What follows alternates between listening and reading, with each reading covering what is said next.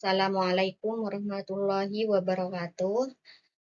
Saya Atiyatun Nabila dari Akuntansi Syariah kelas A. Di sini saya akan menjelaskan mengenai maksimalisasi laba dan peramalan penjualan. Pertama adalah maksimalisasi laba. Apa sih yang disebut dengan maksimalisasi laba? Nah, maksimalisasi laba adalah tindakan mencapai pendapatan atau keuntungan tertinggi. Tingkat penjualan di mana keuntungan tertinggi berada pada tingkat strategis. Biasanya digunakan sebagai patokan untuk situasi terbaik dan untuk tujuan perencanaan. Maksimalisasi laba ini secara sederhana adalah menggunakan suatu produk untuk menghasilkan keuntungan ataupun laba atas investasi yang diinginkan. Nah, dalam dunia bisnis, maksimalisasi laba ini melibatkan pertimbangan tingkat produksi barang atau jasa yang dihadapi oleh perusahaan tertentu beserta biayanya. Produksi ini harus berhubungan langsung dengan harga jual dan keuntungan perusahaan dari penjualan barang atau jasa tersebut kepada masyarakat. Keuntungan ini dihitung dengan mengurangi total biaya dari total pendapatan.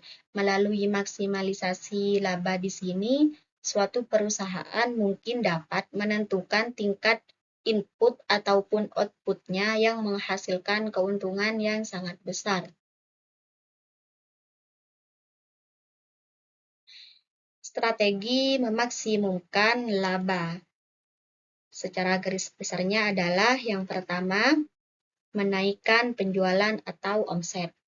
Nah, penjualan atau omset di sini adalah jumlah uang yang diterima oleh perusahaan dari hasil menjual barang atau jasa kepada konsumen. Penjualan atau omset ini merupakan sumber utama dari penerimaan perusahaan. Ada beberapa strategi yang dapat dilakukan oleh perusahaan untuk menaikkan penjualan atau omset dari perusahaan tersebut. Salah satunya adalah meningkatkan kualitas barang ataupun jasa yang ditawarkan. Kualitas yang baik akan meningkatkan kepuasan dan loyalitas konsumen sehingga mereka akan lebih sering membeli dan merekomendasikan produk perusahaan kepada orang lain. Yang kedua adalah mengurangi biaya. Nah, biaya di sini adalah jumlah uang yang dikeluarkan oleh perusahaan untuk memproduksi dan mendistribusikan barang ataupun jasa kepada konsumen. Biaya merupakan pengurangan dari penerimaan perusahaan. Nah, beberapa langkah yang dapat dilakukan oleh perusahaan untuk mengurangi biaya, salah satunya adalah menambah produk atau layanan. Produk atau layanan tambahan ini adalah produk atau layanan yang ditawarkan oleh perusahaan sebagai pelengkap atau pendukung dari produk utama. Produk atau layanan tambahan ini dapat meningkatkan nilai jual dan kepuasan konsumen, serta menghasilkan penerimaan tambahan bagi perusahaan. Yang ketiga adalah memperhatikan perputaran persediaan. Nah, perputaran persediaan ini adalah rasio antara jumlah barang yang terjual dengan jumlah barang yang tersedia di gudang. Perputaran persediaan ini menunjukkan seberapa cepat barang berpindah dari gudang ke konsumen. Perputaran persediaan yang tinggi berarti barang tidak lama disimpan di gudang sehingga menghemat biaya penyimpanan dan perawatan. Perputaran persediaan yang rendah berarti barang lama disimpan di gudang sehingga menambah biaya penyimpanan dan perawatan serta beresiko rusak ataupun kadaluarsa. Oleh karena itu, perusahaan harus memperhatikan perputaran persediaan dari produk tersebut dan berusaha untuk meningkatkannya dengan salah satu caranya adalah menyesuaikan jumlah produksi dengan permintaan pasar. Perusahaan harus memproduksi barang sesuai dengan jumlah yang dibutuhkan oleh konsumen, sehingga tidak terjadi kelebihan ataupun kekurangan persediaan. Memaksimalisasi laba dalam perusahaan. Maksimalisasi laba dapat dicapai dengan berbagai cara, namun biasanya memerlukan tingkat spesialisasi dan pengetahuan yang tinggi, karena meminimalkan biaya dan memaksimalkan pendapatan adalah dua konsep utama yang harus ditangani agar hal ini dapat terwujud. Tolak ukur maksimalisasi keuntungan yang paling umum ini disebut titik impas. Artinya, jika suatu perusahaan dapat meningkatkan penjualan di atas titik tersebut, maka tidak hanya akan memaksimalkan keuntungan, tetapi juga menciptakan peluang untuk tumbuh di masa depan. Pembahasan yang kedua adalah peramalan penjualan. Nah, peramalan penjualan ini adalah pendekatan yang berbasis dengan memperhitungkan risiko yang mungkin akan terjadi di masa yang akan datang. Peramalan penjualan ini merupakan pusat dari seluruh perencanaan perusahaan yang menggambarkan potensi penjualan serta luas pasar yang akan dikuasai di masa yang akan datang. Hubungan peramalan dengan rencana. Nah, peramalan ini bukan merupakan rencana. Peramalan adalah tentang apa yang akan terjadi pada waktu yang akan datang. Sedangkan rencana adalah penentuan apa yang akan dilakukan pada waktu atau di masa yang akan datang.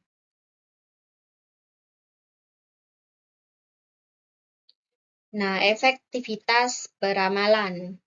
Efektivitas sistem peramalan dalam membantu organisasi dapat dievaluasi berdasarkan 4 kriteria seperti di bawah ini.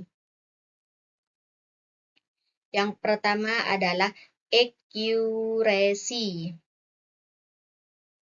Nah, yang dimaksud accuracy ini adalah aspek terpenting dari peramalan karena perbedaan antara aktual dan forecast atau peramalan ini berarti biaya lebih jauh. Forecast error atau peramalan ini dapat menjadi sumber terjadinya kesulitan-kesulitan yang serius. Misalnya, bila forecast lebih besar dari aktual, maka akan terjadi kapasitas menganggur dan surplus persediaan. Dan bila forecast lebih kecil dari aktual, maka dapat terjadi stock out atau opportunity loss. Yang kedua adalah objectivity. Nah, objectivity ini kadang-kadang kondisi yang diramalkan tidak dapat atau tidak ada kaitannya dengan data historis yang digunakan dalam forecasting. Bila demikian, maka pertama, data tetap diolah secara objektif apa adanya. Kedua, baru kemudian hasil forecasting ini pada pengolahan data secara objektif disesuaikan dengan memperhitungkan perkembangan terakhir situasi dan kondisi. Selanjutnya adalah timing. Timing ini agar sistem forecasting dapat efektif, maka forecast harus tersedia tepat waktu.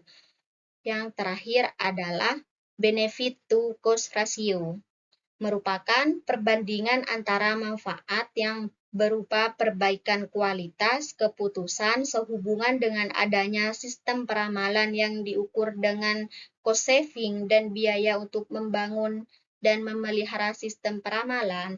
Rasio yang dapat dijadikan sebagai kriteria tunggal bagi perlu tidaknya sistem forecasting dalam perusahaan. Selanjutnya adalah metode peramalan. Berikut beberapa metode peramalan yang dapat digunakan untuk kepentingan peramalan. Yang pertama adalah metode kualitatif. Nah, peramalan atau forecast berdasarkan pendapat atau judgment method, yaitu digunakan untuk menyusun forecast penjualan maupun forecast kondisi bisnis pada umumnya. Yang kedua adalah metode peramalan kuantitatif. Nah, dalam metode peramalan kuantitatif ini adalah peramalan merupakan perpaduan antara analisis ilmiah kuantitatif dengan menggunakan statistik sebagai alat primer dalam membuat peramalan. Berikut ini beberapa metode peramalan dengan menggunakan metode statistik. Yang pertama adalah tren bebas, yang kedua tren setengah rata-rata, dan yang terakhir tren matematis. Oke. Pertimbangan pemilihan metode peramalan.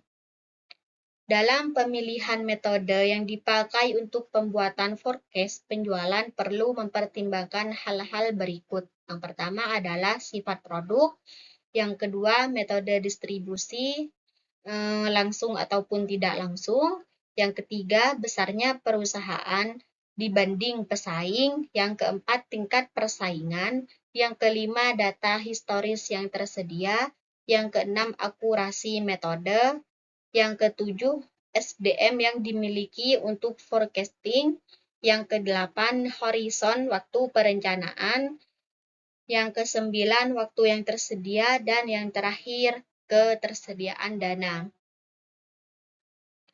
Baiklah, sampai di sini presentasi atau penjelasan yang